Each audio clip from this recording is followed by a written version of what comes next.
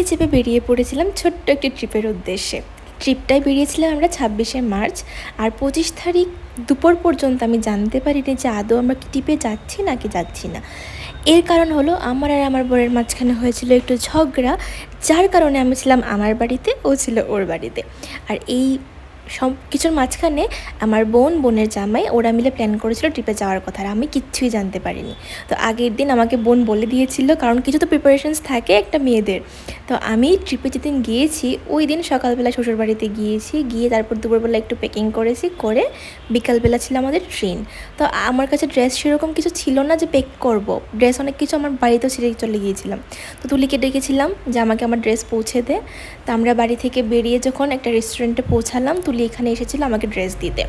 রেস্টুরেন্টে আসার আরেকটা কারণ ছিল, আমরা খাবার প্যাক করে নিয়ে যাব ট্রেনে বসে রাত্রেবেলা খাবার জন্য। আর এখানে বসে কিছু একটা স্ন্যাক্সও খেয়ে ফেলেছিলাম। তো তুলি আমাকে ড্রেস দিয়ে আমাদের স্টেশনে পৌঁছে দিয়েছিল। তো মানে এখানে যদি আমি আগে থেকে জানতাম হয়তো সবটা খুব ভালো করে গুছিয়ে নিতে পারতাম, কিন্তু ওই যে ঝগড়া ঝামেলা কিছুটা সারপ্রাইজ সব কিছুর মাঝখান দিয়ে আমাদের ট্রিপটা শুরু হলো। তো এখানে দেখতেই পাচ্ছ আমি, আমার বোনের বর, আমার বর আর ছুটকিটা মিলে বেরিয়ে পড়েছি আমরা গৌহাটির উদ্দেশ্যে। তো আমাদের মেন উদ্দেশ্য ছিল গৌহাটি যাব, মা কামাখ্যার পুজো দেব, তারপর হাফলং যাব। তো আমরা খাবারটা প্যাক করে নিয়েছিলাম, কারণ ট্রেনে সেরকম পেন্ট্রি ছিল না, আর যেটা সাইড পেন্ট্রি হয় ওইগুলোর খাবার বেশ একটা ভালো হয় না। তো আমরা খাবারটা ক্যারি করছিলাম সাথে। তো রাত্রিবেলা খাবারটা আবার খেয়ে আমরা ঘুমিয়ে পড়েছিলাম। আর পরদিন সকালবেলা ঘুম থেকে উঠে এখানে গরম গরম রুটি আর সবজি খেয়ে নিয়েছিলাম। এইটাও বেশ একটা ভালো ছিল না, কিন্তু খেতে তো হবে, কিছু করার নেই। আমাদের পৌঁছানোর কথা ছিল সকাল 9:30টায়, কিন্তু ট্রেনটা লেট চলছিল, তাই আমরা প্রায় পৌঁছতে আমাদের 12:30 বেজে গিয়েছিলো গৌহাটিতে। তো বসে বসে আমরা টিফিন করছিলাম, মজা করছিলাম।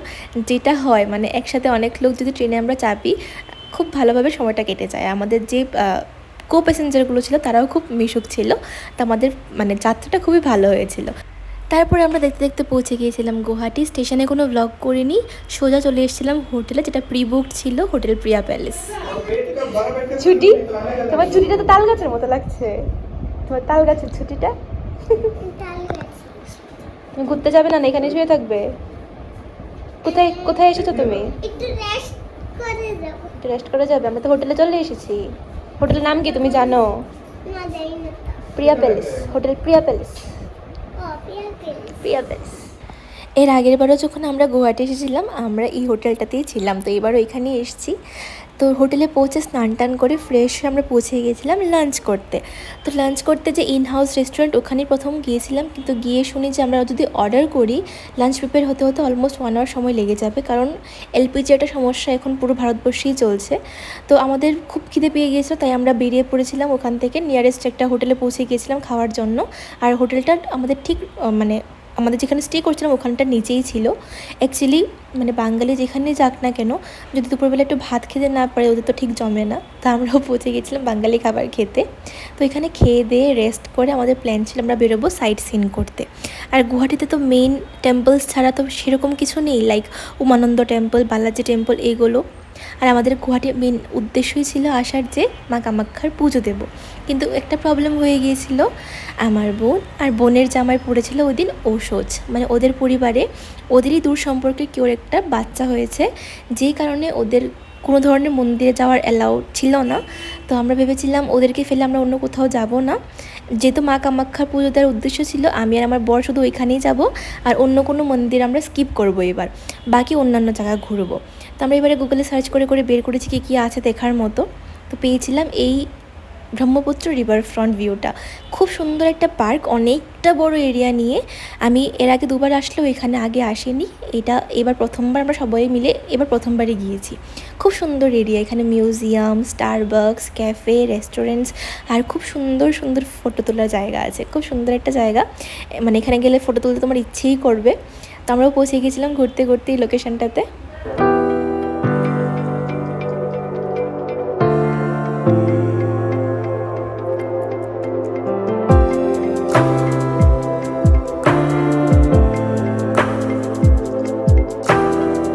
সবাই মিলে অনেকটা ঘুরেছি, অনেকগুলো ফটো তুলেছি, তারপর বসেছিলাম এসে স্টারবাক্সে, ভেবেছিলাম কফি খাবো, কিন্তু ওয়েটিং টাইমটা বেশি থাকার কারণে আমরা ওখান থেকে বেরিয়ে পড়ি। বেরিয়ে সামনের দিকে এগিয়ে যাই, আর এগিয়ে গিয়ে দেখি আরও সুন্দর সুন্দর জায়গা আছে ওখানে। দেখো কি সুন্দর চেস বোর্ডের মতো বানানো আছে এখানে, মানে তোমার যে কোনো প্লেসই দেখলে তোমার ইচ্ছে করবে যে এখানে একটা ফটো তুলি। সামনে গিয়ে দেখলাম এখানে লুডো বানানো আছে, বাচ্চাদের জন্য ভীষণ ভালো একটা জায়গা, ওটা খুব এনজয় করেছে। আমাদের ছুটকিটাও খুব এনজয় করেছে এখানে, দেখতেই পাচ্ছ এখানে দোল খাচ্ছে। তো হাঁটতে একটু পা ব্যথা হয়ে যায়, বিশাল বড় এরিয়া, তবে আমরা সবটা ঘুরেছিলাম, একটু কিছু বাদ দিনে সবটা আমরা ঘুরেছি। তারপর হাঁটতে হাঁটতে সেই আবার খিদে পেয়ে গেছে বিকালবেলা, তো পৌঁছে গেছিলাম ওখানে একটা রেস্টুরেন্টে। আর আমরা এক একজন এক একটা জিনিস অর্ডার করেছিলাম যাতে আমরা সব কিছু এখানে ট্রাই করতে পারি। একজন কোল্ড কফি, একজন ভার্জিন মোজিতো, একজন পেরি পেরি ফ্রেঞ্চ ফ্রাই, খালি ফ্রেঞ্চ ফ্রাই, অনেক কিছু আমরা অর্ডার করেছিলাম। তো এখানে বসে খেলাম সবাই মিলে, খেয়ে দিয়ে তারপর লাস্ট ভিউ পয়েন্ট এটা ছিল একটা লেকের কিনারে।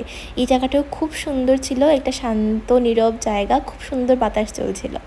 তো ওইখান থেকে বেরিয়ে আমরা উবার করে পৌঁছে গেছিলাম জুডিওতে। যেহেতু আমাদের আগরতলাতে এখনও অবধি কোনো জুডিওর আউটলেট নেই, তো আমরা একবার কলকাতা বা গুয়াহাটি গেলে অবশ্যই ট্রাই করি জুডিওতে একবার গিয়ে দেখে আসার কী কী আছে।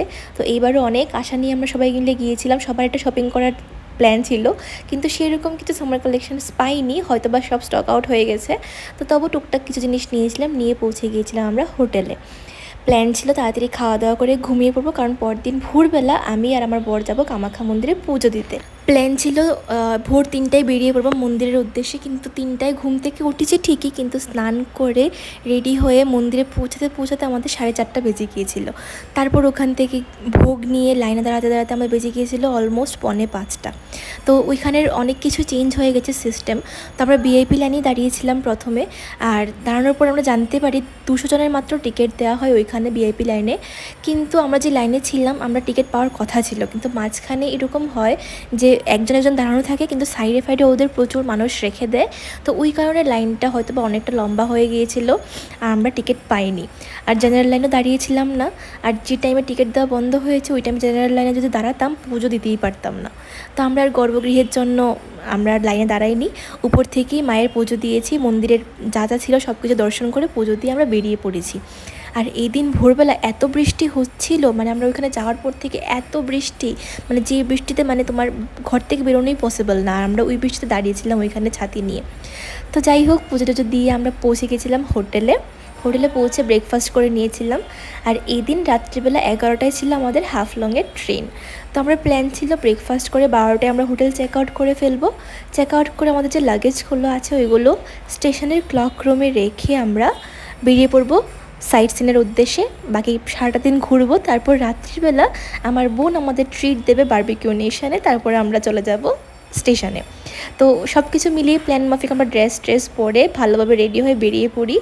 আর অ্যাজ ইউজুয়াল একটু ভালো ড্রেস পরতে হয়েছিল, কারণ যেহেতু রাত্রিবেলা বারবিকিউ নেশনে যাবো, ড্রেস চেঞ্জ করার জায়গা তো পাবো না, তো একটু অকওয়ার্ড লাগছিলো স্টেশনে তো ভালো ড্রেস পরে, মানে সবাই একটু ফিরে ফিরে তাকাচ্ছিলো আর কি।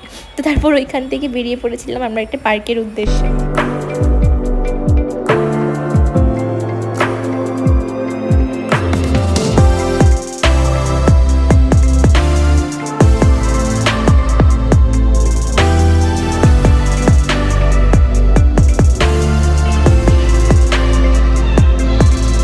পার্কটা আগের পার্কের থেকে যেমন আয়তনে বড় ছিল, সেরকমভাবে ছিল আরও ভীষণভাবে সুন্দর।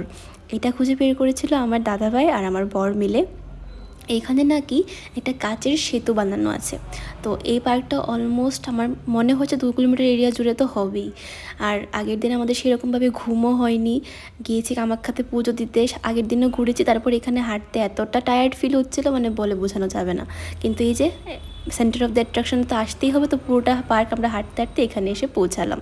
তো এই কাচের সেতুটা আমার দাদাভাই ভেবেছিল অনেকটা বড় এরিয়া জুড়ে হবে, এখানে মানে হাঁটতে পারবে, কিন্তু সেরকম কিছুই না, এটা ছোট্ট একটা এরিয়া জুড়ে। কিন্তু অনুভূতিটা অন্যরকম ছিল, কারণ নিচ থেকে অনেকটা মানে ভয়ানক লাগে, নদীর পাড়ে পাথর টাথর আছে, তো এখানে উপরে উঠে দাঁড়ালে একটা ফিলিংটা একটু অন্যরকম। তো যাই হোক, আমরা হাঁটতে হাঁটতে এখানে এসেছিলাম। আর খুব সুন্দর পার্কটা, প্রচুর ছবিও এখানে তুলেছিল সবাই মিলে, সানসেট পয়েন্ট বলতে পারো। খুব সুন্দর লেগেছিলো পার্কটা। যদি কেউ গুয়াহাটি ভিজিট করে অবশ্যই এখানে একবার ভিজিট করে আসতে পারো। তো আমরা এখানে সময় কাটিয়েছিলাম প্রায় সন্ধ্যা অবধি। তারপর এখান থেকে বেরিয়ে ডাইরেক্ট চলে গিয়েছিলাম বারবিকিউ নেশনে। বারবিকিউ নেশনে প্রায় আমরা 2.5 আওয়ারের মতো বসেছিলাম, কারণ ওইখানে তো বুফে সিস্টেম হয়। পার হেড আমাদের পড়েছিল 900 সামথিং, মানে আনলিমিটেড, তুমি এবার যত ইচ্ছে তত সারাদিন বসে খাও, কোনো প্রবলেম নেই। তো সারাদিন তো বসেছিলাম না, আমরা অলমোস্ট আমরা সবাই মিলে 2.5 আওয়ারের মতো এখানে বসেছিলাম।